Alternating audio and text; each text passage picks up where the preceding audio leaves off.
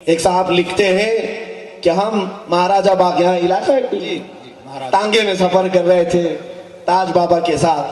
تانگے والے کو اچانک کہا چل رہے گاڑی بڑھا کابل کندھار کی طرف. کابل کندھار کہاں ہے؟ افغانستان میں. کہاں گاڑی بڑھا؟ کابل کندھار کی طرف. صاحب کہتے ہیں اچانک میں دیکھا گاڑی بڑھتی بڑھتی آئی افغان میں ہم پہنچے. کابل کندھار میں چل رہے ہیں. بابا ایک جگہ گاڑی رکا ہے اور ایک گھر کے سامنے رکا ہے. 3 لوگ اندر سے آئے. تینوں سے آپ نے بات کیا اور کون سی زبان میں بات کیا یہ صاحب کہتے مجھے کچھ سمجھ میں نہیں آیا. گاڑی سے ہی بات کیا انہیں کچھ سمجھایا اور پھر تانگے والے کو کہا چل رہے پھر ناگپور کی طرف. اللہ واہ واہ واہ سبحان اللہ. واپس نکلے تو وہ صاحب فرماتے میں دیکھ رہا ہوں کہ پھر یہاں تاج آباد میں ہے, پھر یہاں مہاراجہ باغ کے پاس ہے. اس واقعے کو کہتے ہیں تانگا گیا بھی آیا بھی بات چیت بھی ہوئی, منٹ بھی نہیں گزرا تھا. منٹ بھی نہیں گزرا تھا. یہ ہے طی زمان اور طی مکان کی کرامات بے شک کہ اللہ ان کے لیے زمین کو گھیر دیتا ہے, وقت کو لپیٹ دیتا ہے. ایک دو نہیں میرے عزیزوں, بے شمار کرامت ہے. حقیقی بات اگر میں بتاؤں, الحمدللہ کافی اولیاء کافی سلاسل کو میں نے پڑھا. ہندوستان کے مشائخ اور اولیاء میں سرکار غریب نواز کی کرامات اور کچھ مشائخ چشت کی کرامات کے بعد سب سے زیادہ کرامات اگر میں نے کسی کی پڑھی ہے تو تاج الاولیاء کی. سبحان اللہ. حضور تاج الاولیاء رحمت اللہ تعالی علیہ مجذوب تھے لیکن ایک دن میں نہ جانے کتنی کرامات کا ظہور کرتے تھے. بے شک ایک دن میں کتنی کرامات کا ظہور کرتے تھے. بلکہ ایک صاحب وہ فرماتے ہیں کہ میں پولیس میں نوکری کرتا تھا اور نوکری کرتے کرتے میں ہانگ کانگ چلا گیا, پھر آسٹریلیا یا امریکہ چلا گیا. میرے ساتھ یہاں کا ایک نوجوان بھی تھا, جنگیں ہوئی واپس آیا. واپس میں آ گیا, وہ نوجوان نہیں آیا.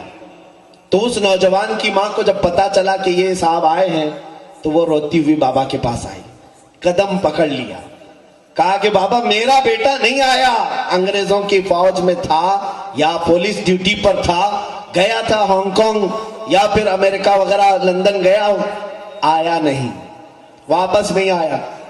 حضرت تاج بابا رحمت اللہ تعالی علیہ سے وہ کہنے لگی جب تک میرا بیٹا دو گے نہیں میں یہاں سے جاؤں گی, جب تک نہیں لوٹاؤ گے میں نہیں جاؤں گی.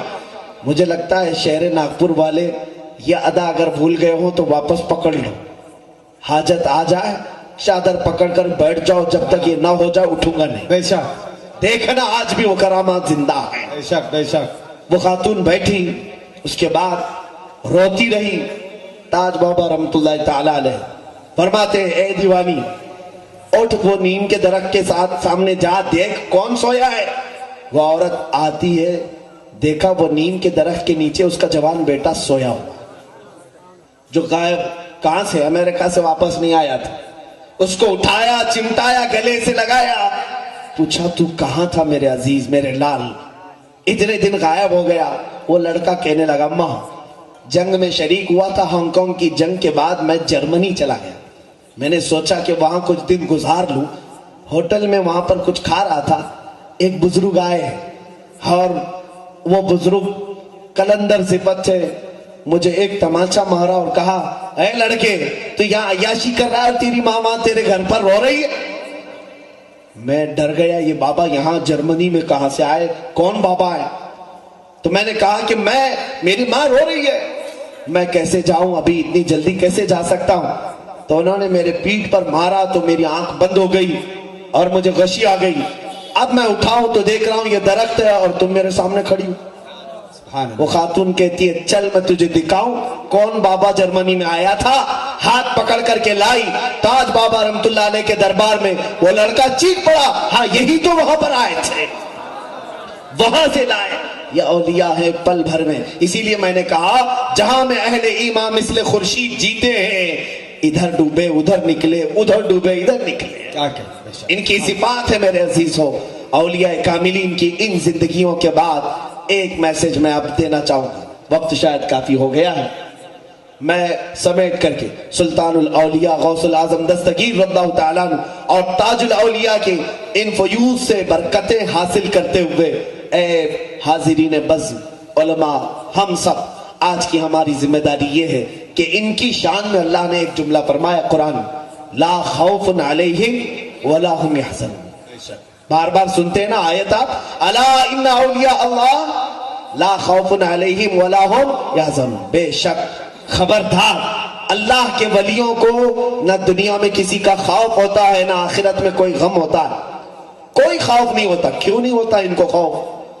सोचा आपने कभी क्यों नहीं इनको खौफ होता है? एक बात याद रखें, बेटा जब तक बाप के साथ रहता है छोटे में, और बाप आस पास है, माँ आस पास है, बच्चा किसी से नहीं डरता। बाप जहां छूटा, माँ जहां छूटी, बच्चा बाजार में रोने लग जाता है। होता है कि बचपन में हम भी कहीं छूट गए तो धाड़े मार मार कर रोते थे, पता नहीं कौन पकड़ेगा, क्या करेगा। हमारे माँ बाप थोड़ी देर के लिए भी छूट गए, जब बड़े हमसे छूट जाए हम रोते हैं, हर चीज से रोते। सुनो आज ये औलिया किसी से, ये बिला तशबीह बिला तमसील, औलिया कामिलीन इनकी जुबान पर हमेशा एक नारा रहता था, अल्लाहु अकबर, अल्लाह सबसे बड़ा है, बेशक अल्लाह सबसे बड़ा है। और जिसने उसको सबसे बड़ा समझा और जब तक उसकी निगाह इनायत के सामने है, इनके तस्वुरात में ये होता सबसे बड़ा जो है मैं उसकी नजरों के सामने चल रहा हूं, वो मुझे देख रहा है। जब बड़ा साथ हो तो फिर दुनिया में किसी का डर नहीं होता। बेशक जैसे बच्चा नहीं डरता और जहां बड़े को छोड़ दिया हर चीज से डर लगता है, बहुत अच्छा। फिर हर चीज से खौफ होता है। आज हम डरे इसीलिए हैं, कहते हैं मस्जिदों में अल्लाह अकबर, बाहर आकर के फिर पता नहीं किसी को और को बड़ा मान लेते हैं। मेरे अजीजों एक बात याद रखना, ये लफ्ज ऐसा है कि जिस दिन हम अपने माँ के पेट से आए थे दुनिया में, सबसे पहला लफ्ज हमारे कानों में अल्लाह अकबर यही कहा गया था। आपको भी अजान दी गई होगी, हमें भी अजान दी गई। सबसे पहला जुमला में ये सिखाया गया है अल्लाह अकबर, अल्लाह सबसे बड़ा है। क्यों? उसी दिन तुम्हें मुसलमानों को ये पावर कराया जाता है, ए बच्चे आने वाले किसी और को बड़ा मत समझना, किसी का खौफ ना रखना, इसलिए कि अल्लाह सबसे बड़ा है, अल्लाह सबसे बड़ा है। लेकिन होश आते ही बच्चा भूल जाता है। अगर वो अल्लाह अकबर की गूंज उसकी जिंदगी भर जारी रही, कभी उसे किसी का खौफ नहीं आएगा।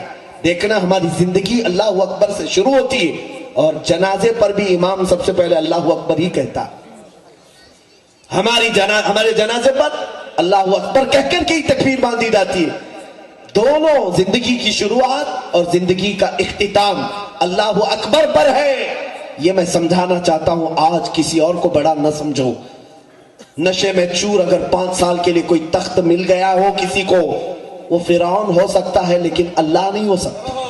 क्या कहने? नमरूद हो सकता है लेकिन खुदा नहीं हो सकता। बहुत अच्छा याद रखो, हम अल्लाह अकबर कहने वाले हैं। अरे हमारे दरमियान मुगल बादशाहों में से नाम का अकबर आया तो हम उसे अकबर नहीं कहते।